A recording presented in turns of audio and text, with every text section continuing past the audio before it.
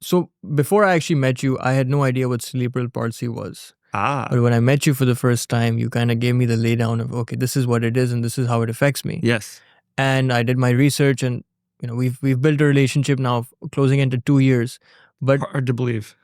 it is really hard to believe. This is the first time we're meeting actually. In person. Yeah. And you're exactly the way I expect, which is amazing. So that's awesome. Is that a compliment? It is a compliment. Yeah, no, you're a dynamic person. But yeah, to answer your question, being born with CP is not easy either. And when I was initially born, my parents actually didn't know that I had my disability. I was born 3 months premature, so that was a little bit odd. But if you were to ask my mom, I said, "Did that scare you that I was coming 3 months early? That's pretty early." And she said, "No, I mean, I figured you just wanted to get somewhere and get there quick." And I said, "Oh, okay, that's great." But then when I was born, I was only 2 pounds 10 ounces, so I was about the size of two 1-pound butter packages in your hand. And my mom says I was small enough that I could actually fit inside the palm of her hand. And I was like, "That didn't concern you?" And she's like, "No, I mean, you were a preemie, but the technology was there to have you in the NICU to make sure that you were safe." And it was only when you were about 18 months old, we noticed that you weren't trying to stand to walk. You were commando crawling through the house everywhere you went. And so we went back to our family doctor and we had them run some tests. And that's when they determined that you actually had cerebral palsy, which is as a result of brain damage at birth, either in the incubation period or while you're being born, where there's a lack of oxygen to the brain that causes brain damage. And for me, it happens to affect my ability to walk. So it affects my 2 legs and my right arm. So it's called spastic triplegia. And cerebral palsy is a very muscular disability. In my case, it makes me very tight, tense, jumpy, that kind of thing. But believe it or not, I guess because my dad was an immigrant, he only immigrated here from Italy, he wasn't discouraged by this. He's like, "Okay, so challenges is something that we're used to as immigrants. I wanted to make a better life, so let's just figure this out." And slowly but surely, my parents just figured out what they could do. They never adapted my home, by the way. My family home, it was a split level home where I had to go through the garage to get into our home in my wheelchair and then park my wheelchair at the bottom of the stairs and walk up the stairs every single day. And it was because my dad wanted me to not be coddled. He wanted me to figure out how I was going to live in the world. And I am so grateful that my parents never adapted our home. They never put grab bars in the bathroom or anything like this. They just said, "Figure it out." So my whole life has been about figuring it out. And that's what I wanted to encapsulate in the book and in my lessons as an entrepreneur. Mm-hmm.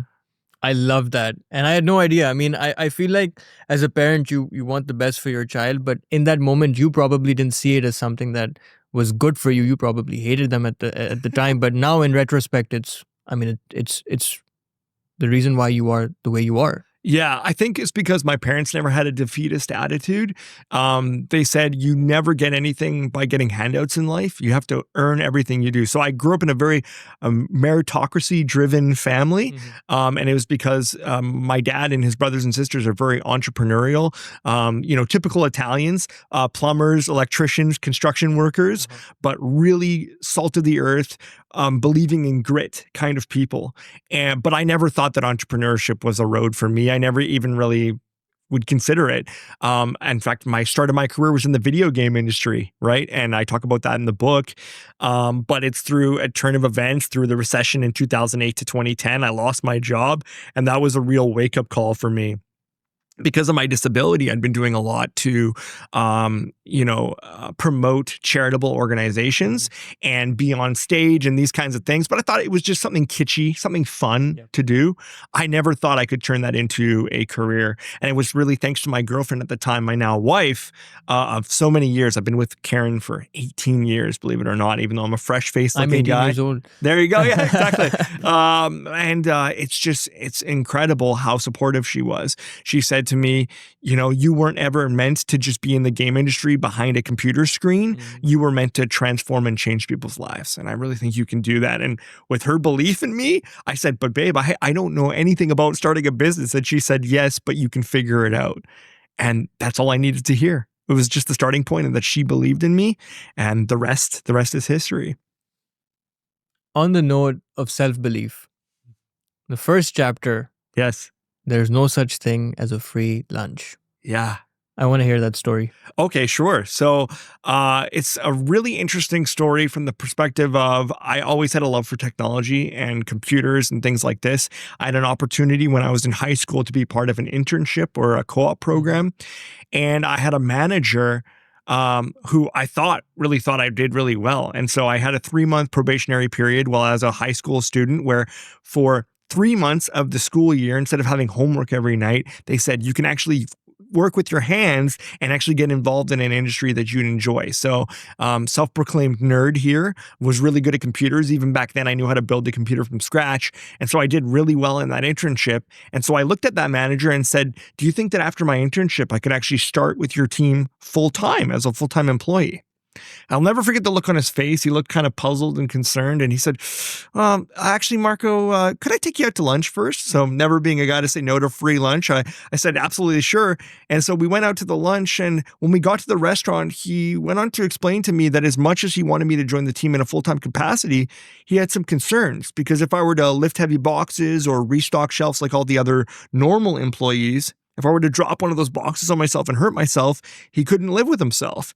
Then he went on to explain that he'd already been going ahead and modifying the tasks he expected me to do based on what he thought of my disability or my abilities. Now, I had a choice in that moment, Umar.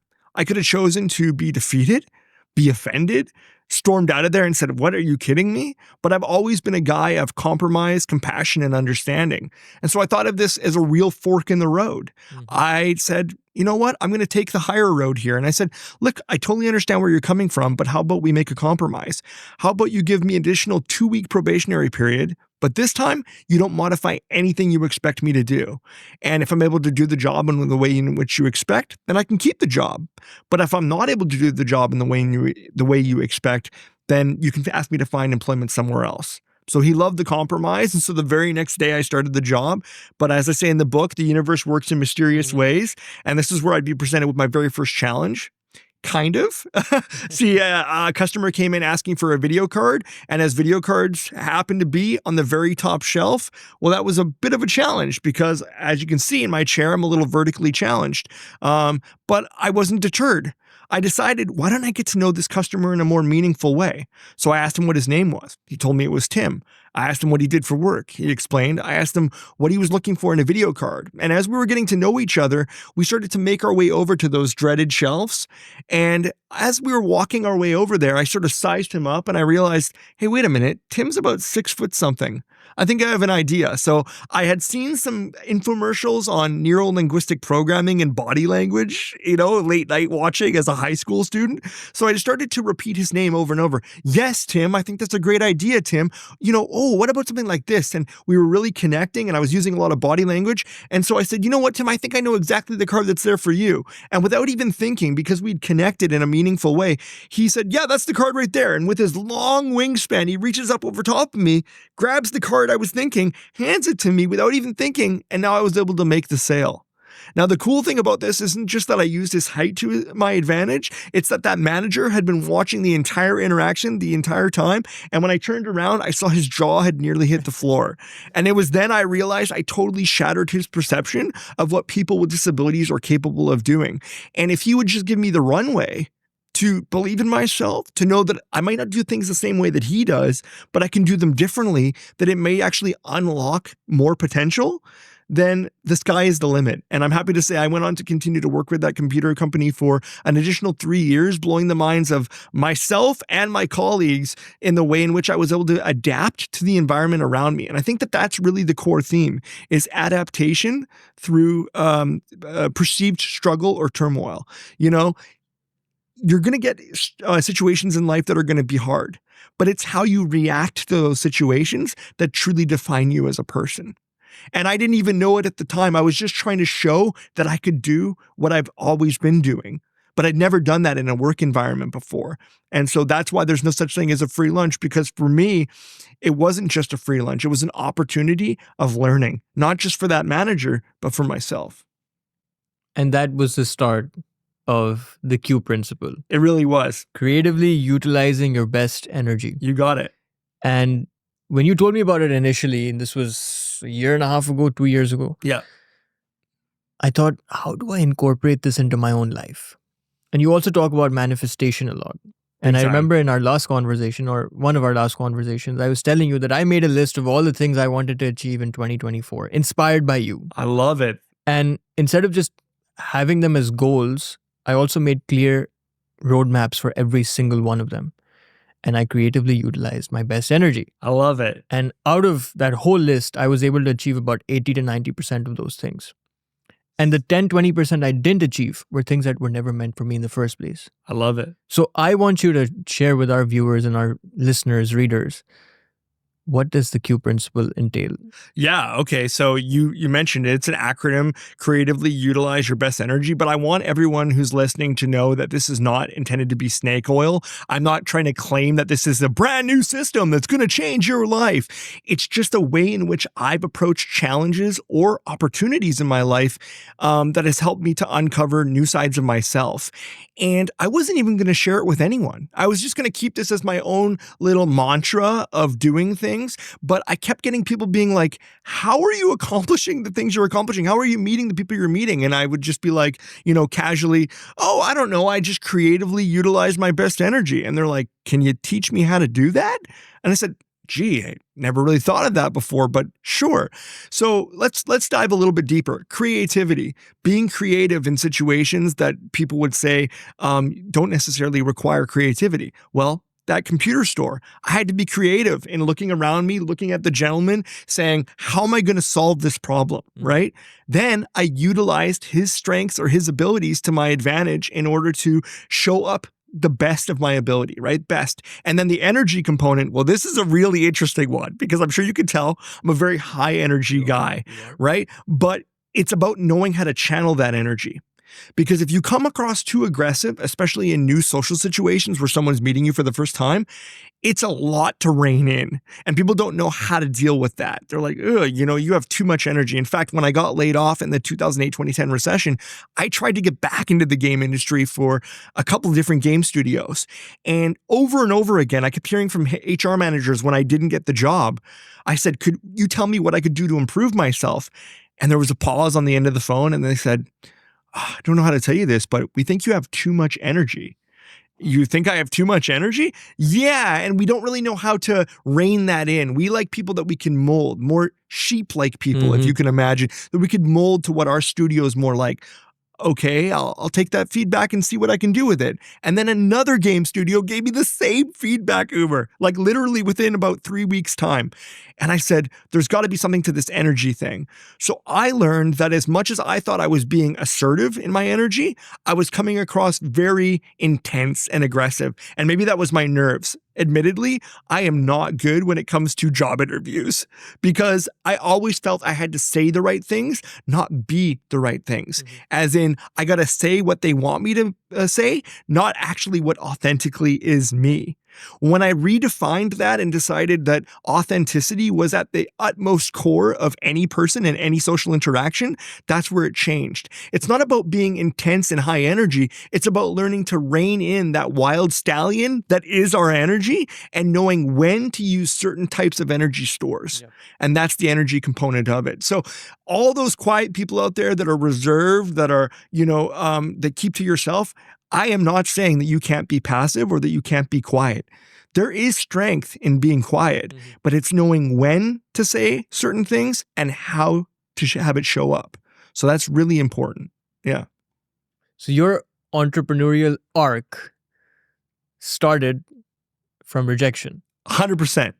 And I think that's what most entrepreneurs go through. But the big caveat over here is most people, when they receive rejection, they mold and become into the person that other people want them to become. So in your case, 2 HR managers told you have too much energy. The average person lowers the energy. Yes. And then goes to the third interview and they'll get it because they're not being themselves. Yes. And in the short term, I have a job, but long term, this is not fulfilling at all. I'm not pursuing what my real purpose is. Yeah. So what you're basically saying is, doesn't matter what people think or say. No. You need to be authentic. 100%. Here's the thing, man. Maybe that's my Italian nature. I am so hard-headed. So when somebody tells me I have to do something or I have to be a certain way, I am even more strong-willed to say no. I'm going to show you that I can be exactly who I am, but I can show up the ways that you need me to. And that's really important. Don't mold yourself or change yourself because someone feels that you need to be different. Show them how you're different is amazing. That's really, really important, because when you can show up authentically, then all of a sudden it's going to change the systems in which you inhabit, do things, right? Like you could have a certain way of doing things and people say, this is how it's always been. This is how it always works. A great story that I was told one time had to do with a roast around Thanksgiving. And it's not my story, but I'll explain it. So there's this family that they have this roast every Thanksgiving. It's a massive roast. And their tradition is they always cut the ends off the roast, and these types of things. And the family thinks, oh yeah, this makes it so juicy. This makes it so delicious. But one day, the grandson of this family decides to ask the grandmother, why is it that they cut the ends off of either side of the roast? And the grandmother said, well, actually, the reason we cut off each end is because I had a pot at the time that the roast wouldn't fit in. So the only way that we would get it to fit in would be cut off the ends of the roast. So the family over generations had made up this whole reason as to why they did it a certain way. And they made assumptions as to why that was, when really all it was is that the pan that they had, it didn't fit. So my moral of this story is, just because it's the way that something has always been done doesn't mean that it's the only way it can be done. And you should never make assumptions as to why it's being done that way, because it was something so superficial, as in we just didn't have the right sized equipment, not because there's some family legacy that's the reason why it needs to always be done. So nothing is set in stone, and you can always apply your own self, your own personality, your own lessons to any situation, and you can improve those things. Don't think that by you bringing yourself to the table, it reduces the authenticity of something. In fact, it increases it.